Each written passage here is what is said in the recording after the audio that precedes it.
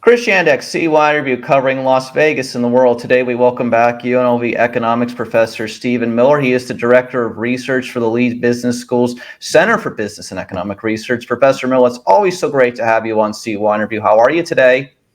I'm doing fine, Chris. It's great to be back with you. It's always nice to have you. And also joining us today, of course, is CYInterview sponsor, the founder of Epic Financial Strategies, LLC, Mr. Rob Gill. Rob, thanks so much for joining us as always today. How are you, sir? I'm doing great, Chris. Thank you so much. Honored to be here as always.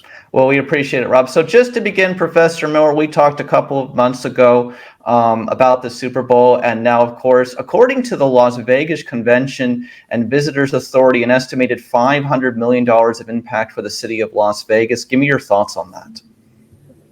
Well, I think the Las Vegas Convention and Visitors Authority has taken a conservative approach. The numbers that people have estimated, they're still counting up. I can hear the ching, ching, ching in the background as I'm talking. It ranges from about $400 million to $1.3 billion in economic impact. So one thing to keep in mind about the Super Bowl is that it was already a big event in Las Vegas, even though the game wasn't here. There are lots of people that came to watch the game and bet on the game and so on and so forth. So it was like adding icing on top of the cake that was already there. And that sort of raises some questions that we can pursue as we talk.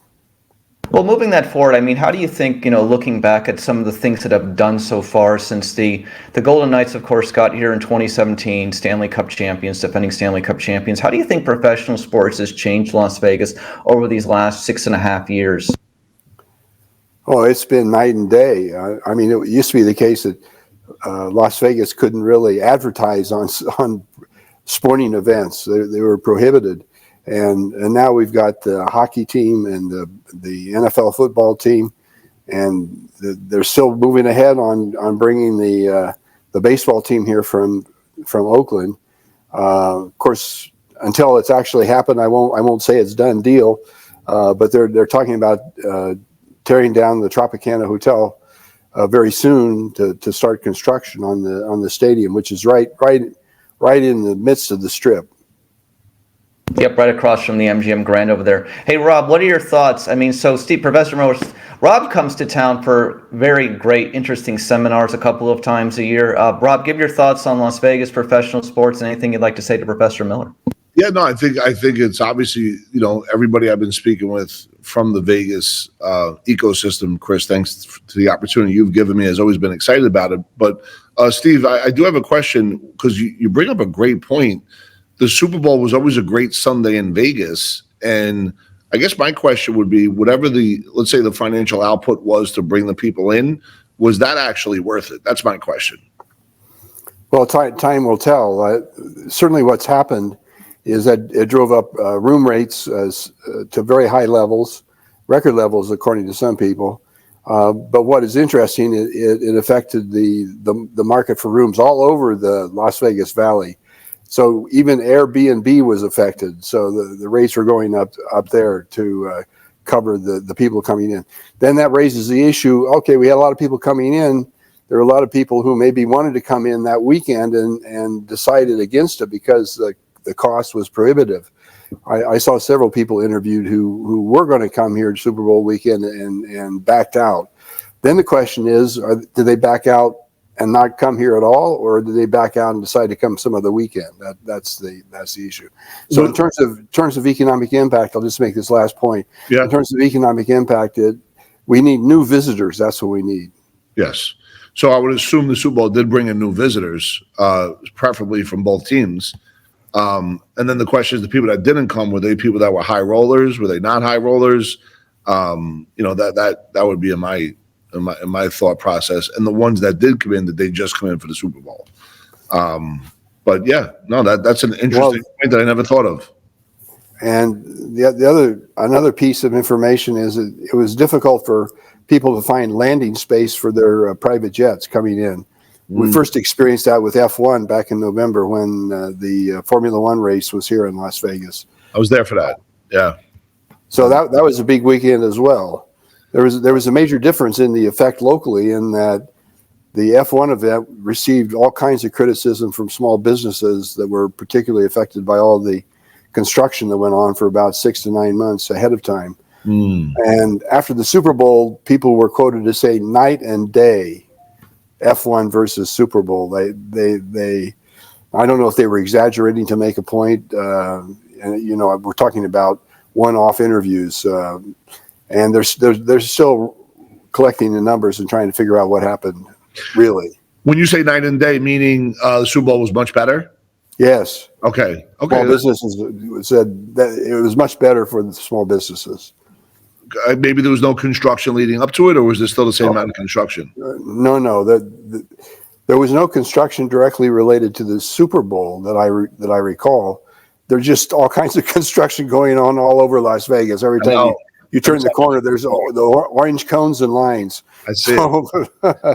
I see. And even on the main strip, just to travel is now taking a lot longer than it ever took before. I can tell you that, Chris Yandak. No denying that. Go ahead. Yeah, no, you go, brother. No, I was going to say to you, so this is what's interesting, Rob, and we're going to talk about some business and entrepreneurship now. So, Professor Miller, just correct me. Do you guys do a yearly forecast on the Las Vegas economy and the national economy? Is that correct? How do you guys do your forecasts again? We do it. Well, we used to do it twice a year, but now we're doing it once a year in November. We do it internally for our sponsors on a quarterly basis, but that's not public. Gotcha. Okay, so the question I just have for you is that, looking at the professional sports coming here and new hotels opening up and a bunch of other things, where do you think the state of business coming to the city of Las Vegas and the state of Nevada is now compared to where it was 7 years ago before all this professional sports boom? That's a good question. Certainly, we've had a lot of action on the sports entertainment side. Now, that doesn't necessarily lead to diversification because it's a part of the leisure hospitality industry. But we've recovered almost entirely from the pandemic. We came back quickly and in fits and starts. So we would come back quickly and then we'd stall for about 6 or 8 months, and then we'd have a burst of activity again, and then we'd stall again. And then we had about 3 of those bursts of activity, and I think the only thing that's still lacking is visitor volume is I think either right at or just below where it was before the pandemic. But to offset that, visitors are spending more when they're here. So the per person spending is up. Hey, Professor Miller, Rob is one of the high rollers that comes to town. You should know that. No, I'm not actually. But Mr. Miller, Professor Steve, my question is, because you seem to be in the know, obviously, what are some of the leading indicators when you project out the next 6, 12 months that got you excited? And/or what are some of the concerns? Well, let me start with a concern and a positive, I guess. It is the unemployment rate here in Southern Nevada is about 2% above the national unemployment rate. Say, what the heck's going on? Everything else is recovered. What's going on? Well, what's going on, in my opinion, is it's a microeconomic issue. There's structural unemployment that's going on. When the pandemic hit, the government stepped in and provided $600 a week in extra unemployment benefits. So on top of their state unemployment benefits, they were getting another $600 a week. So take 40-hour work week, and that's $15 an hour just while you're looking for work. And the people on average were not stupid. They realized that this was a bad situation. They put most of this money in saving. They didn't spend it. So the recovery was spurred by consumer spending. And a lot of that consumer spending was spurred by the largesse of the federal government to provide the support when people were out of work. Absolutely. That money is going to expire, probably going to disappear by the end of this year. And in fact, it's only the top 20% of the income distribution that still has excess saving. The bottom 80% have sort of exhausted it. So that government intervention was very crucial for the return of our economy. But people decided to reevaluate their career path. So we had a lot of people thinking, I'm not going to go back to leisure hospitality. Let me go into warehousing. And so there's a structural shift going on, and I think it's still going on. And it takes a while before employers know that that's happening and know that in certain areas they need to raise wages and to maintain employees and to accommodate the new structural situation. That should continue to work itself out in the next year or so. Amazing. You know, that's tremendous insight right there. And by the way, I know that savings rate were at all-time highs right after COVID. And now, like last year, they were kind of getting down to lows and interest rates going higher, obviously starting to come down a little bit. That's had an effect as well.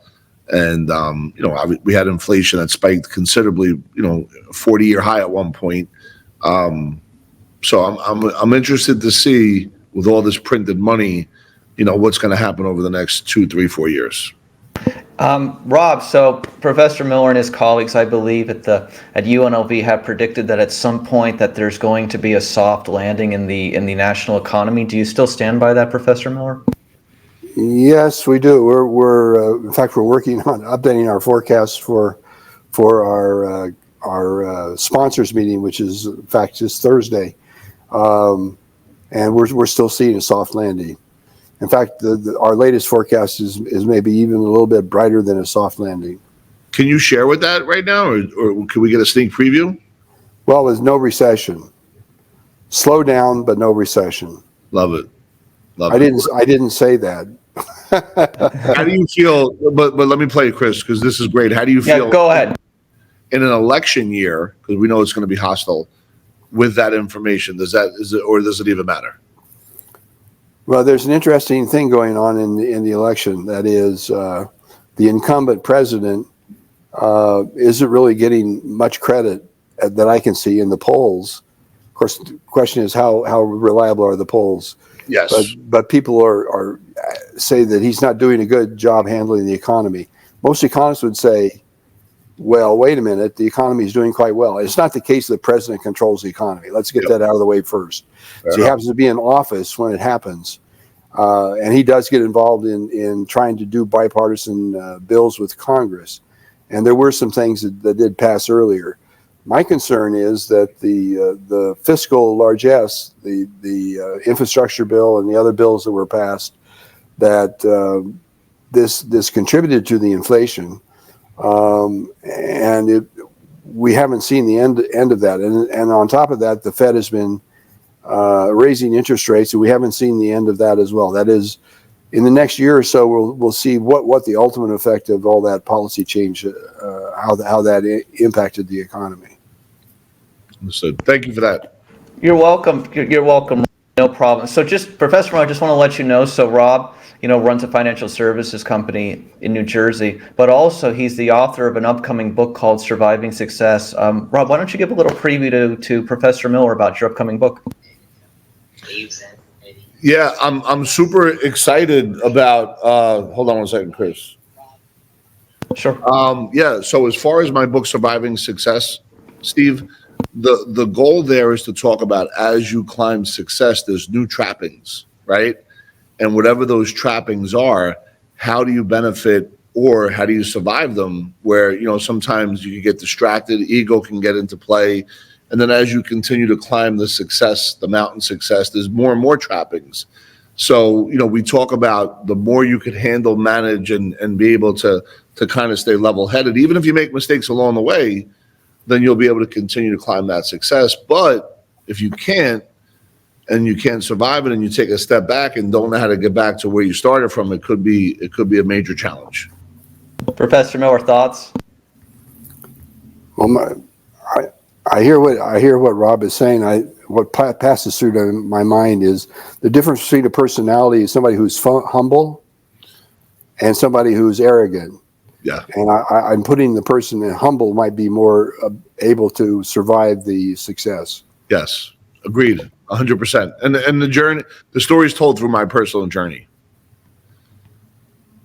And the point Professor Miller always talks about, Rob, is that he always tells people, with the state of the economy, he's always like, you need to have an emergency fund and go without things that are not important in life. Focus on your needs over your wants, right, Professor Miller? Yeah, that's correct. People sometimes lose sight of the fact that their spending affects their future behavior, and they get out of control with their spending. I want it now rather than waiting a bit. Yeah, yeah. And Steve, can I, if you don't mind, Chris, I'd like to know, because you're very well informed. Sure, absolutely, go ahead. Absolutely, the floor is yours. Yep. Steve, where did it all start from for you? Like, how did you get involved in it? You know, I know you've been at UNLV. Where did it begin? My career? Okay. Yeah. So I was an engineering student at Purdue. Wow. And I took an econ course, and I got in their honors program in the econ department at Purdue. And then the professor who left Purdue asked me if I wanted to go get a PhD in econ. I'd already signed up for a MSIA, Master's of Science in Industrial Administration, sort of an engineering MBA degree. So I switched. And I spent 31 years in your neck of the woods over in Connecticut. Wow. I know you're on the other side of New York than from us, but New Jersey. Yep. New Jersey. So I spent 31 years there, and then I retired and moved to Las Vegas in 2001. Been here now 22 years. Awesome. Thank you, Chris. Professor Moore, what do you tell your students every day about the state of the economy in the world? Like, what do you tell them to prepare them for the world after school? I think it's not just me. It's any economist would say you're trained with particularly good tools, and you need to be able to think outside the box. And that's what economists can do very well. You have good skills in data analysis, and your econometrics are good. But what really matters is your thought process. Are you able to is your imagination active so that you can think outside the box? Perfect. Rob, thoughts? No, I think it does come from your system of thinking, right? And the question is, like, you know, we deal with what we like to call process self-mastery, as well as influence mastery. And the influence side is how people think. And it's handed down, it's conditioned, it's everything you can think of under the sun. And how do you correct or maybe adjust maybe suboptimal thinking that was given to you, even if you're not aware of it? And this is where our school of Tony Robbins comes in, where if we want to help somebody make everlasting change, gain leverage, obviously with integrity, disrupt the pattern, replace a pattern with an alternative pattern. And, you know, this has been working on our sales side for what we do here, for folks that have been conditioned in a way that maybe not for their own best interest. Absolutely. I know in economics, when I ask students about, do you say in the principles class, do you like economics or not? They tend not to be neutral. Either they hate it or they love it. Agreed. So it's a discipline that sort of brings out the extremes. It does. Very polarizing. Hey, Rob, so like, how do economic forecasts like the ones that Professor Miller and the fine folks at UNLV do impact what you do on a day-to-day or a month-to-month basis? Do they at all? Well, listen, I think forecasts are great. As Steve knows, that you'll get another point of view that may say something different. So you really got to consider the source, the expertise, and truly see if they're independent or if they're getting paid for that forecast. I think that's part of it. But I believe Steve's forecast is genuine. I've heard that now from a couple different people now that I respect highly. I think a forecast is really important for folks that are in the short-term space. You know, if they're gonna do something, it's important for them to know. But also in long-term planning, where you want to rebalance, I think that's an important conversation to have. Professor Miller, thoughts? Yeah, well, forecasting in the short run is not too difficult because most data series have lots of trend in them, so that it's not too difficult. But forecasting I don't like to say forecasting in the long run, projecting into the long run. We do a population forecast. We're starting our meetings on Thursday of this week for the Water Authority and the RTC, Regional Transportation Commission. And we have to forecast out to 2060. That's quite a job. So, but we have an input-output model that tries to replicate the economy, and it's probably the best model that exists for this sort of purpose. Amazing. And it's called the REMI model. It's out of Massachusetts. So long-term forecasting is useful for planning, but you have, with a pinch of salt, you have to be careful in looking at long-term forecasts. Short-term forecasting, not as difficult, a little bit easier. Rob, thoughts? Yeah, I'm thinking of 2060, the REMI model. Does it factor in wars? Does it factor in EMTs, like, electromagnetic, stuff like that? Was my first thought when he said that. And no, it doesn't, of course. Yeah. And I think of Jay Bilstein with no calamity bell. It's just right to my head. So, but it is amazing. It must be based on population trends, I would assume. Yes, yeah. So demographics is destiny, except in Las Vegas, because the largest driver of our population growth is net migration, and explaining migration patterns is very difficult. I could imagine. Births and deaths is easy. That's easy to do. So with that, is there migration patterns that you're looking at over the next, that are good points of discussion?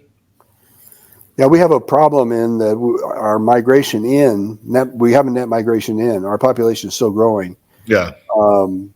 The problem is our growing fast as can be. But the people that are coming in have a much lower percentage of them. I shouldn't say much lower, a lower percentage of high school diploma or higher. Got it. So, I should say a college degree or higher. That's what not a high school degree is fine, but the percentage having a college degree or higher is lower. So what we need is to improve the quality of our labor force. That's one of our major problems. So how does that play into folks that come in illegally? Where's that math in there? In those? Well, in Las Vegas, they come in and they work in landscaping and the service areas that are low pay jobs. And, those folks that come in, I'd say, I don't know what the percentage is, but it's a really high percentage, maybe 95% of them. They come in to work here to send money home to their family. They're supporting their families in the country that they came from. Yeah.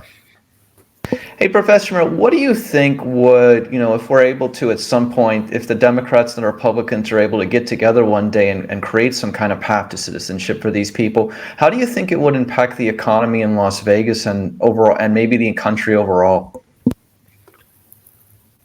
Well, at first, your premise may be difficult to start with. I hear it's a big hypothetical. I understand that. I mean, obviously that. Well, to the Las Vegas's economy, unfortunately, depends on the ability of people to travel here, and so a good economy is necessary for visitors to come. We do get foreign visitors, and they're a different kettle of fish, but they're a small percentage. We get a big percentage of our visitors driving in from Southern California. And we have a problem there, and the Interstate 15 has a bottleneck right when you go to California. Prim, Nevada, over there by some of the casinos that are on the side of the roads. Let me ask you, Professor Miller, one question on the international things. Where are we compared to pre-pandemic levels on international tourism? Has it all come back yet, or are we still getting there? Chris, you stumped me. Okay, I can't answer that question. Okay. I could answer it, but I'd be a lie. Okay. If I got it right, it's because of my forecast. So you guys haven't done any data on that yet, is what I'm asking you? Like, you guys haven't really looked into international tourism or traveling since then? I know what we've looked at is international migration, because we're trying to forecast population growth. Gotcha. Okay. Gotcha. Rob, questions? Anything? No, Steve, thank you so much for your insight. Tremendous information. Really enjoyed this interview. Chris, thank you for this, by the way. This stuff gets me excited, so thank you for sharing it. It's given me a lot of food for thought. Good. Professor Miller always has a lot of interesting things to say. No question. He has done some great research over his career, and we're so grateful that he's sharing the good minds and the good words at the University of Nevada, Las Vegas every day. Thank you. Thank you. Professor Miller, anything you'd like to add in closing about anything you're currently working on? No, I don't think so. That's about right. So thank you so. He's great. He's great, Rob. Listen, we love him so much. He's got some interesting research. He's always got some interesting data, and there's some humor in the world of economics. So, truly the reality is that Professor Miller makes economics more fun. There's no denying that. So for Professor Miller of UNLV and CYInterview sponsor Rob Gill, thank you both for being on CYInterview today. Thank you, Thanks, Chris. Chris. Thank you for watching today's CYInterview segment from Las Vegas. Please hit the like button and please hit the subscribe button to be updated on all future CYInterview content from Las Vegas and beyond.